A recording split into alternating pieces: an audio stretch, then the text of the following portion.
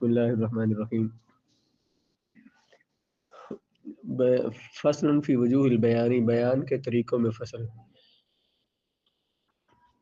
جو حجج شرعیہ، شرعی دلیلیں جو ہیں، حجت ان کی جمع، شرعی حجتیں بیان کا احتمال رکھتی ہیں، ان کا بیان ہو سکتا ہے۔ بیان کسے کہتے ہیں؟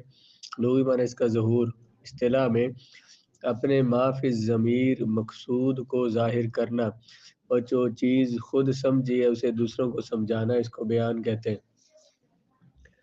یہ جو آپ کہتے ہیں نا میں نے بیان دینا ہے، مثلا بیان کرنا ہے، تو بیان کیا ہے؟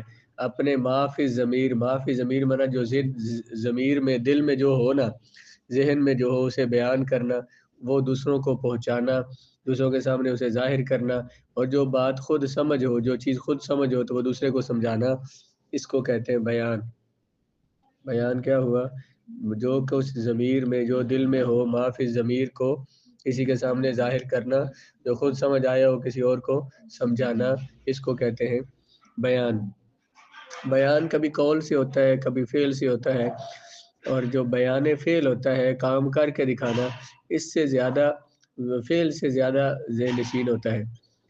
بیان فعل زیادہ ذہن نشین ہوتا ہے، اسی لیے سرکار دو عالم علیہ السلام نے فرمایا صلو کما رأیتمونی اصلی، ایسے نماز پڑھو جیسے نماز پڑھتے مجھے دیکھتے ہو، جیسے میں فعل کرتا ہوں ویسے کرو۔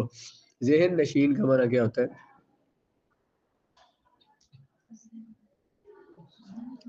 ذہن نشین کا معنی کیا ہوتا ہے؟ ذہن میں کیا کرنا؟ بیٹھ جانے والا۔ فارسی میں بیٹھنے کو کیا کہتے ہیں؟ نشستن۔ نشستن سے کیا آتا ہے؟ نشیند، اس سے فعل مضارع آتا ہے، اور فعل مضارع کے آخر سے دار ہٹا دے تو نشین آتا ہے، جس کا معنی ہوتا ہے فعل امر ہے وہ نشین۔ تو ذہن نشین، ذہن میں بیٹھ جانے والا۔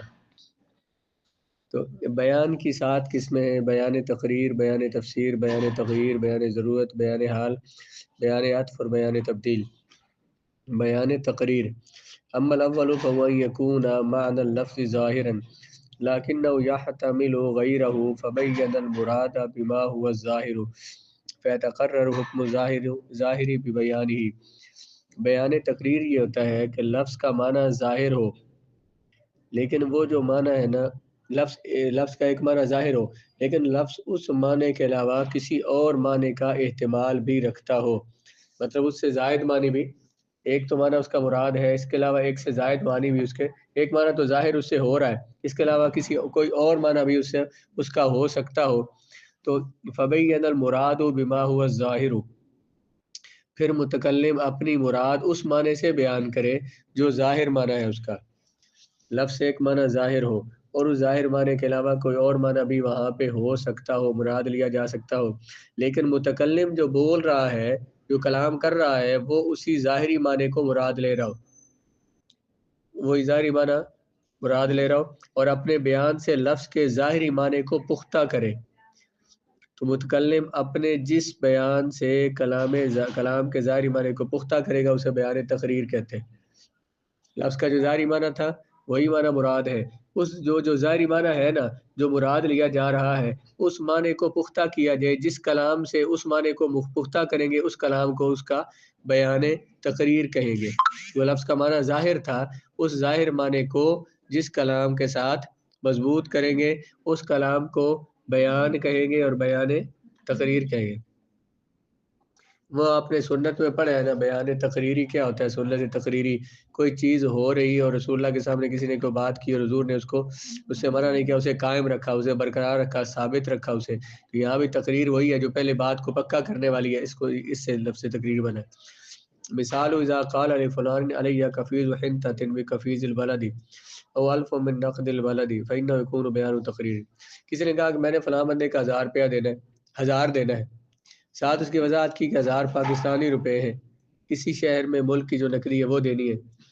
1000 جب اس نے کہا میں نے 1000 دینا ہے تو معنی واضح کیا تھا؟ بنا 1000 ہی دینا ہے، پاکستان میں رہتا ہے، پاکستان کی کرنسی دینی ہے۔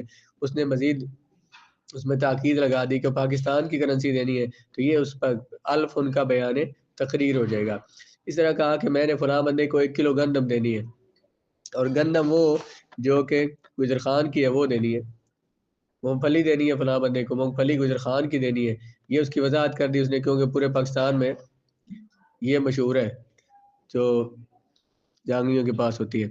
لأن المطلق کان محمولا علی کفیز البلد، کیونکہ جب مطلق کلام بندے نے بولا تھا، صرف کہا تھا کہ میں گندم دوں گا، تو اسی شہر کا کفیز اور اسی شہر کی گندم مراد تھی، اسی شہر کی نقدی مراد تھی، ما احتمال ارادت الغیر، لیکن کوئی اور بھی مراد ہو سکتے تھے. بھائی جب بندے نے کہا تھا 100 روپیہ میں تجھے دوں گا، میں تجھے 100 دوں گا، تو 100 کسی اور ملک کا بھی، اگرچہ ظاہر تو یہی تھا کہ جب یہاں کی بندہ بات کر رہا ہے تو پاکستان کی کرنسی مراد ہے، لیکن اور بھی مراد تو ہو سکتی ہے نا. جب اس نے بولا پاکستانی روپے دوں گا، اور روپیہ بولا بھی تو روپیہ پاکستانی کرنسی کو بولتے ہیں، تو اس وجہ سے اس سے بیان تقریر ہو گیا. لفظ سے جو معنی ظاہر ہو رہا تھا 1000 سے، وہ کیا ظاہر ہو رہا تھا؟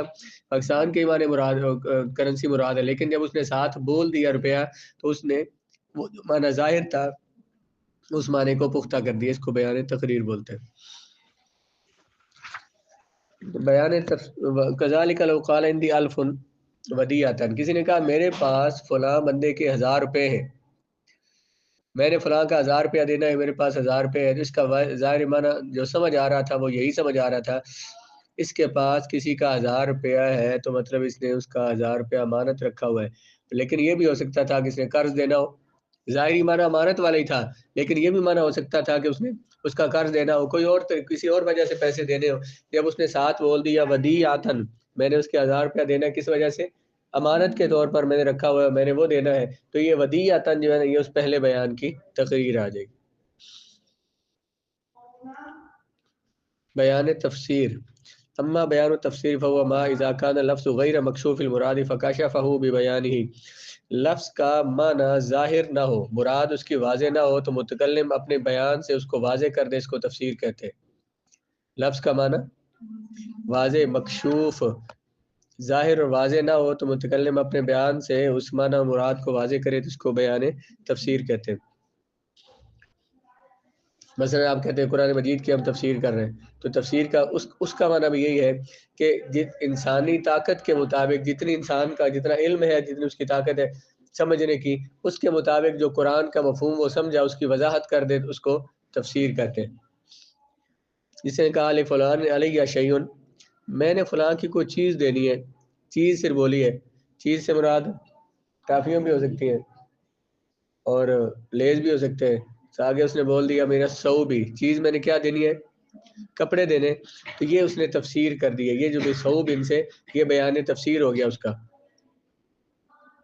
اس طرح علیہ عشرۃ دراہم ونیف ثم فسر النیف وقال علیہ دراہم وفسر بعشرۃ مثلا. کسی نے کہا میں اپنے فلاں بندے کے پیسے دینے، اب پتہ نہیں تھا پیسے کتنے دینے، ساتھ اس نے یہ کہا کہ میں نے اس کا 100 روپیہ دینا ہے. یہ جو پہلے بالکل وضاحت نہیں تھی اس کی، واضح نہیں تھا کہ کتنے پیسے دینے، اس نے یہ جو وضاحت کی ہے اس کو بیان تفسیر کہیں گے. وحکم هذین النوعین من البیان یصح موصولا و مفصولا، یہ جو بیان تفسیر ہے اور بیان تقریر ہے یہ متصلا بھی ہو سکتا ہے اور تاخیر سے بھی ہو سکتا ہے. اور تعویل، جو کل تو تعویل کہہ رہے تھے کہ یہ بیان کیسے ہو سکتا ہے، فوراً ہی ساتھ بیان کیا، مثلا میں نے فلاں بندے کے پیسے دینے ہیں جی، تو ساتھ ہی اس نے کہہ دیا کہ وہ پیسوں سے مراد کتنے ہیں جی، 100 روپے دینے ہیں. تو اس طرح بھی اس کا بیان ہو سکتا ہے. اور بعد میں اگر اس وقت وضاحت نہیں کی، فوراً متصلاً وضاحت نہیں کی، بعد میں وضاحت کی نہیں میری مراد اس سے پیسوں سے 100 روپے تھے، تو یہ جو بیان ہوگا یہ متصلاً ہو یا منفصلاً ہو یہ بیان مان لیا جائے گا.